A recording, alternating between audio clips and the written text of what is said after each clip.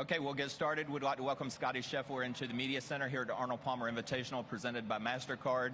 Making his sixth start at this event. He has 2 wins, and he's never finished worse than T15. Scottie, a place that you love. If we can talk a little bit about being back at Bay Hill.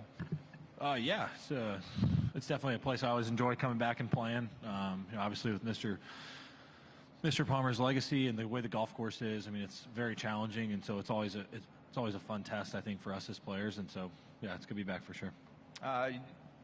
Back at it after your top 10 streak ended. So how's the state of your game? Are you ready to get back on track this week? Yeah, I mean, just went home, completely rebuilt it. Oh, Reinvented the wheel in 6 days or whatever it was, however long I was home for. I got some good rest at home. I had a decent West Coast. Obviously would have liked to have a little bit better results, but overall I felt like I did some good stuff, and so the game still feels like it's in a good spot, and got a little bit of rest at home and got some good practice in, and felt like I cleaned up what I needed to clean up. All right, we'll get started with questions. If you'll raise your hand, we'll get a microphone to you. Okay, we'll start right here in the middle. Hi, Scottie. How are you doing? Good. Good, man. Good. Obviously, you've had a lot of great results throughout the course of your career on many different golf courses, but it feels like, Muirfield Village, Bay Hill, TPC Sawgrass, Augusta National, you've really excelled and shown maybe an extra gear on some of the more difficult setups. What is it about those that you feel like maybe accentuate your game the most? Yeah, that's a good question. I think I've always enjoyed kind of the harder tests that we see, and so I think when you think about those golf courses, think about Muirfield, even when it's soft, it's really challenging. This golf course, I'd say, with the way the rough is and how firm the greens are, that just gets so challenging. And here in Orlando, we typically always get wind. It's very rare to get, a stretch here where you don't get a ton of wind. I feel like the standard's usually about 10 to 20 miles an hour, which for golf I think is a great amount of wind. It's not anything crazy where you're afraid your ball's going to blow or ball's going to oscillate or anything like that, but it's challenging enough to where you really got to hit it extremely solid in order to get the ball through the wind and control it. And going into these greens, I mean, Tuesday afternoon they were already basically dead. They're so firm, and so it's shaping up to be, I think, a very challenging week around the course. They made some changes with some runoff areas and stuff like that, and I think overall I like those kind of little things they did to the golf course. All right, over here, Brentley. Scottie, I was chatting with Ryan Gerard a couple weeks ago, and he had mentioned that there's a shot that you hit that he's been kind of obsessed with. It's kind of bridges the gap between 2 full numbers, and it's kind of a knockdown, but you hit it high and still get a lot of spin on it. Is that a shot that you've always known how to hit, or how did you learn how to hit that? And could you explain it to someone like me who doesn't claim to know much about the golf swing? No, I think when I look kind of back on my career, I felt like coming out of college, I wasn't a great ball striker. I felt like I had the potential to be a great ball striker, but I had some things in my swing I needed to clean up. And so kind of looking 19, 20, 21, my swing really started improving that stretch. In the off season between 21 and 22, I made a really big emphasis on learning, or really kind of fine-tuning how to hit a lot of different types of shots, and that's something that's always been fun for me. I get bored sitting on the range and either working on my golf swing or working on technique and hitting the same shot over and over again. So it's always fun to be able to create and do kind of different things with the golf ball, and that's one of those things that you can always be practicing. You can always learn how to hit new shots, and I've always been a guy that when I get out there, whatever I see is typically what I'm going to try and do. And so sometimes that calls for high shots, and sometimes that calls for really low shots with not a lot of spin. It just depends on the conditions. And this will be a week in which, you're going to need a lot of different shots, but most of them are going to have to be higher in the air just based upon how firm the greens are and how soft the run-up areas are. All right, let's go to Bob in the middle. Scottie, the 2 times that you hosted the Champions Dinner at the Masters, did you find the occasion to be at all nerve-wracking, or maybe even especially the first time? And also, was there anything about those nights that you found surprising that you didn't know going in, or didn't realize they did at the Masters Champion Dinner? Yeah, I think definitely the first time around when you're hosting the dinner, it's your first time in that room. And you don't really know what to expect. I've no idea what it's going to be like. The only thing I really knew is where I was going to sit. That's basically the only thing I knew. Sitting next to Mr. Crenshaw and the chairman, and so Yeah, I mean, I was definitely nervous. Like, I'm not really a super social guy to begin with, so I got there early. Checked everything out. Kind of snuck Meredith up there, let her see, because she kind of helped me plan out a lot of the food and all that stuff. And obviously, I wanted her to see it, so I kind of stuck her up the back, showed her everything before it got started. And trying to think if there's anything surprising. I mean, not really. I think it's really cool to be in that room. I think you'd always dream of being there. And it's always fun for me to get to see some of the champions that I don't get to see on a regular basis. And so it's always really fun just kind of catching up with those guys, seeing what they're like, kind of seeing what makes them tick. Little stuff like that is always really fun. Is there any protocol as to where you will sit this year when you are not hosting it? There's a little protocol. Guys kind of have, like, I'd say sections where they sit. But you move around a little bit. There's not necessarily assigned seats, but I'm definitely not going to go sit in the area where Tiger and Jack sit. Like, there's kind of spots where you kind of feel you'll naturally flow into. Thanks. All right, Doug. Did you know where to sit in 24? Yeah, so Zach and Jordan always sat next to each other, and I definitely didn't ask Jordan to sit by him because he would have done something to make sure that I didn't have a place to sit. And so I kind of looked at Zach. I was like, "Hey, where are you sitting this year?" And he kind of told me he was nice and let me join him. But I definitely wasn't going to ask Jordan for that because he would have messed with me.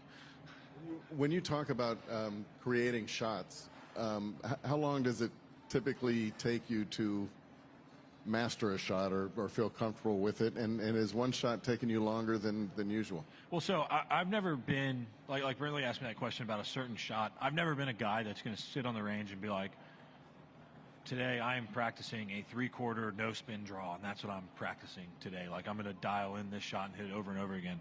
I think most of it when I practice is going out, getting my baseline, making sure I'm hitting the right numbers, and then when I get to that point and I'm comfortable with where I'm at, then it's into curving the ball both ways, changing the height, changing the spin, changing what I'm trying to do with the ball. And I'm doing that on a constant basis because I don't want to ever get too far away from where my neutral is.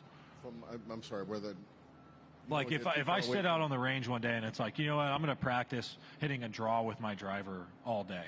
My swing is going to change trying to hit a draw for an hour straight. It just will, just because it's a different golf swing than me hitting a fade. And so if I'm going to practice shots, I'm always doing all different kinds of shots. It's never one specific thing. I'm going out and I'm going to be like, I'm practicing 3/4 shots today, and that's all I'm hitting.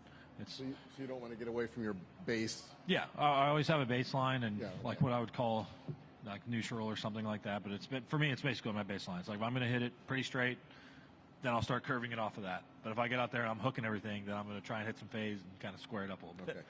And lastly, what's the longest range session you've ever had?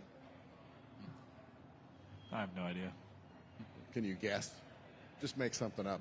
Make it good. I don't want to make something up because then I mean, I've had some pretty long days, but range session, I don't know, maybe 5 hours, something like that. I don't know, to be honest with you. I'll go with 5. Depends how frustrated I get in the middle of it. Sometimes maybe I'll do some 2-a-days. All right, let's go back left, and then Ann and Edgar in the middle. So you are one of 4 players that have won the Players' Championship multiple times and major championships multiple times, along with Rory, Jack, and Tiger. What does that mean to you, that accomplishment, and how does that sort of say stuff about your game specifically? I mean, I think anytime you can get mentioned with those guys, you think you're doing something right. And, when you talk about major championships and the players, I think those are the biggest events that we play. And, to have the opportunity to win not only, one of those, but multiple, it's almost like, you hit a really good shot in there and you want to hold a putt to kind of validate the good shot. And I think sometimes being able to win those tournaments a second time is almost even more, validation for the first that it wasn't a fluke. I really, really did it. And so I put myself in good positions the last few years and have been able to win some tournaments and, hoping to just do more of that into the future. You can join Jack with 3 next week at the Players. What would that mean to you?